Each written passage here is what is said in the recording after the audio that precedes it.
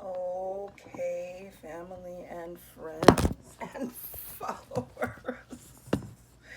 It's getting late. It's getting late on Christmas Eve. And thank goodness I just have this one last thing to do. But I gotta get this pork shoulder in. So what's the tradition with pork at Christmas for Cruzan? Well, let's just start the way it is in popular culture. We all know that song. Me want a piece of pork. Me want a piece of pork for Christmas. Me don't want no callaloo. In other words, we don't want regular poor man food on Christmas. Christmas was a special day on the estates. And yes, sometimes it meant that for the first time and the only time for the whole year that enslaved people and eventually workers on the estates could enjoy a piece of roast pork. Sometimes the estate owners would keep a pig for the year for just that occasion as a treat, not a treat, but as a gift to the enslaved and eventually the workers on the island. Roasting a pig is a big deal. It is a big part of celebration, and there's a reason for that. And pork is expensive. It always has been, and it's always been reserved for the important people. So during Christmas was the one time of the year where you could get a piece of pork, an actual piece of pork, not chopped up bits from leftover this or dried, preserved that. So this was a real treat for our ancestors, and it still is. When you go to the village at Christmas, you're gonna find the guy who's got the roast pork. Even at AgriFest, there are people who get up early in the morning to roast pork and roast pork shoulders, and their roast goat and other things too. I already did the first piece of legwork, which was to create a quick batch of some pound salt. This is not going to be dry. It's going to be a wet, if you will, mixture of it. Okay, so we are going to start with the basics of Cruzan pound salt seasoning. We're doing it a little different today. That's because we're going to be making it more of a paste than the traditional way of drying it out. So as you can see, I'm starting with celery leaves, starting with celery leaves and parsley, and a lot's going to go into it. We want actually a little bit extra of these herbs because they are so delicious with pork meat. So parsley goes in. And again, that is what we call Italian leaf parsley. Do not use the curly parsley that they use for decoration. And so as you can see, I have my dry mixture to the side, and we will add that eventually. I pounded that salt myself, but we still have more herbs to put in. This is a big piece of meat, so I'm going with more celery, and I'm going to go in with a little bit more parsley in a moment too. The reason why we definitely want to keep that herbaceous flavor and have a lot of it, there's more parsley, is because this pork is going to cook all night.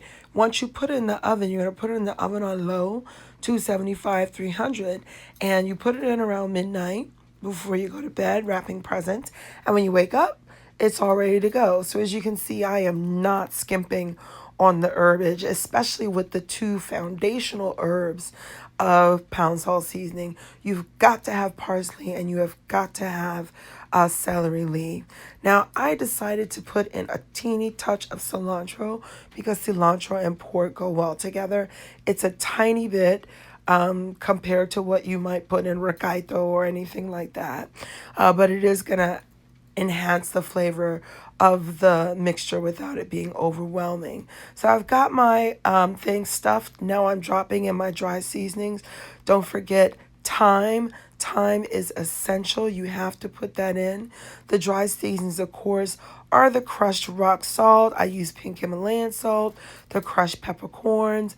There's mace in there because you have to have mace. There's cardamom in there, and there are chives. So you want to go ahead and dump that in. And I'm actually about to do something, which is add more herbs because we do need a good amount of this paste.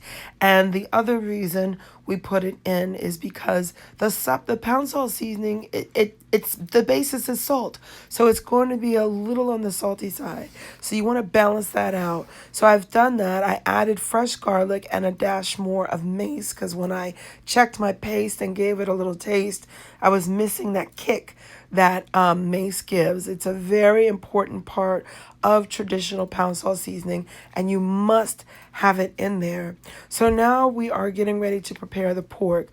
This pork has already been cleaned and washed over in a separate sink. And now what I'm doing, of course, I washed it with fresh lime and water.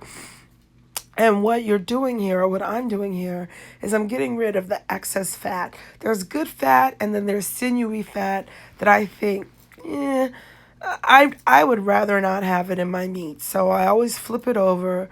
I go over it piece by piece. The places where tendons and sinew tends to connect, you also have fat tissue. But in my opinion, it's not a tasty fat. The tasty fat is right there on top. It is right there on top underneath that skin. And so we are going to separate the skin from the larger piece of meat, because whether or not you realize it, that whole big piece of pork skin, that's nothing but chicharrones. That's nothing but the same thing that we grew up eating, crispy fried pork skin, chicharron, however you want to call it. That's all that pork skin is. So you want to lift it off of the meat, because you've got to create pockets of air. You're not going to get crispy things when they're wet. As you'll see later, I actually pat this off before the meat. I pat it with a dry towel before I put the seasoning on. But you've got to create that flap to create air so it gets crisp. The second thing you want to do is you want to score the skin. You don't have to score the meat, just score the skin, and that's just putting a few lines in with a really sharp knife, because again, that's going to create those air pockets that you need to get the skin crispy, and the skin is absolutely the best part. I'm adding a little bit of lime, because lime does help as an astringent to kind of help neutralize fat and crisp it up. Plus, lime adds flavor. But it's really that skin, taking care of that skin and making sure you have properly prepared it is so important. You don't want a wet, soggy skin on your roast pork, in my opinion, because you need that crispy skin, that crispy, really well done chicharron to kind of add a different texture to the meat. Sometimes when the roast pork is done, they'll put it in slices and put your chicharron on the side, but you can also take a little bit of the North Carolinian style, which I learned from my mother, who is from the States, and you can chop it all up together. That's personally kind of how I like it, because you get a little taste of everything, the crisp, the soft, the meat. And now it's time to lay on the seasoning. As you see, I am just using that pound salt paste, if you will. No such thing in my ancestors' book or Miss McKay's book, or perhaps there are, because quite frankly, when I'm going through these motions and preparing things, I try to think, what would my ancestor do in this situation if they didn't have XYZ? So if I don't have time to dry out whole pound salt seasoning, I'm going to use the paste.